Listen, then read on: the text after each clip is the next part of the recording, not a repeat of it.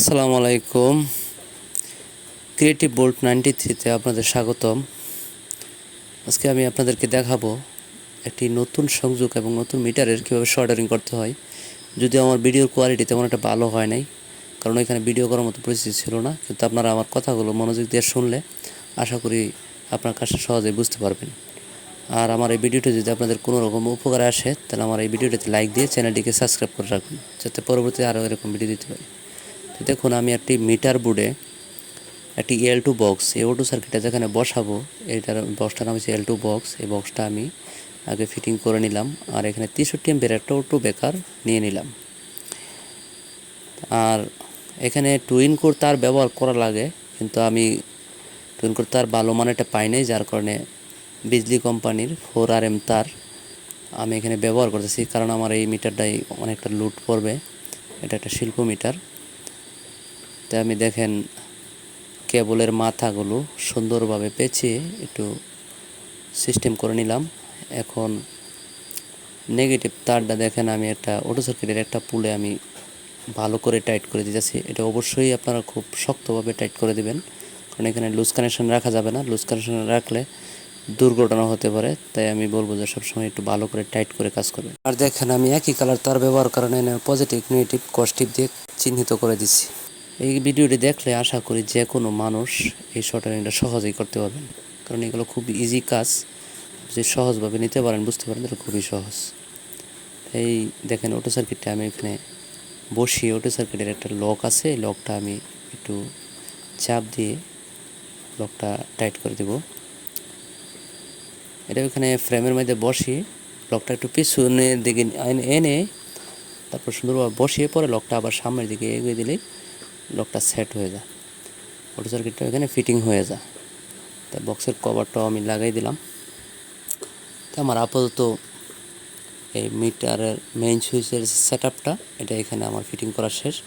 তো নিচে যে দেখছেন মিটার বুটটা লাগাইছি, এটা আসলে কার্ড দিলেও চলে, কারণ এখানে আমার কার্ডের ব্যবস্থা নাই, যার কারণে আমি একটা মিটার বুট ওইখানে ফিটিং করে দিছি। এটা আমি একটি ওয়ালে প্যারেক গেড়ে লাগাই দেবো, SS প্যারেক স্টিলের।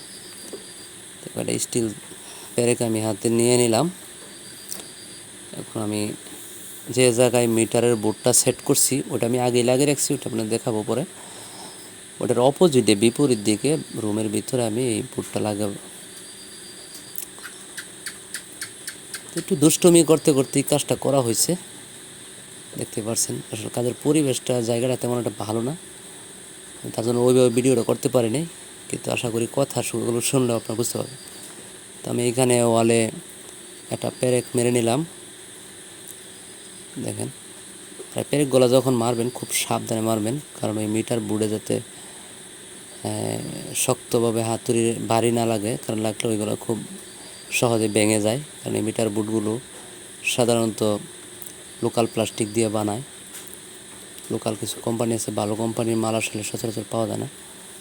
তো আমি এখানে 2টি প্যারেক মেরে নেব, কারণ 2টি প্যারেক মারলেই এখানে যথেষ্ট শক্ত হবে।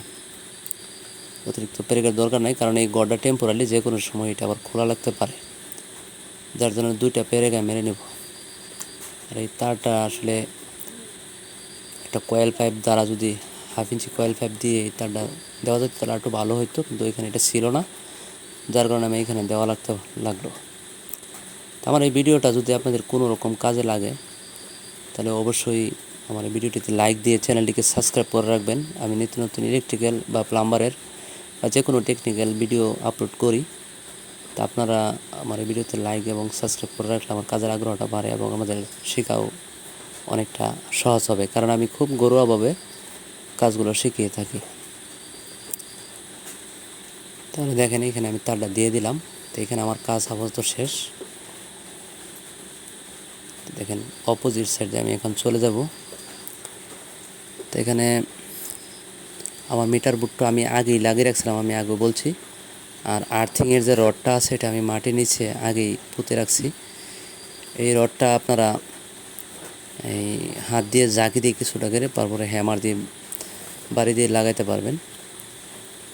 এই আর্থিং রডটা মূলত আমাদের নিরাপত্তার জন্য দরকার। এটা দিলেও চলে, না দিলেও চলে, বেশিরভাগ মিটার এটা ব্যবহার হয় না, কিন্তু এটা না দিলে আপনার পল্লী বিদ্যুতের যারা রিপোর্ট করে তারা এটা রিপোর্ট করবে না, এটা মাস্ট রাখতে হবে।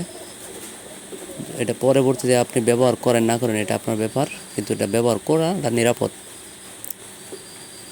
তো দেখেন আমি এখানে এই আর্থিং রডের যে তারটা আছে এটা আমি একটু ক্লিপ মেরে আটকে দিলাম যাতে দেখতে ভালো দেখা যায়, আর এই তারটাও এখানে গুছিয়ে দিলাম। তো এই পর্যন্ত আমার কাজ কমপ্লিট। ভালো থাকবেন সবাই।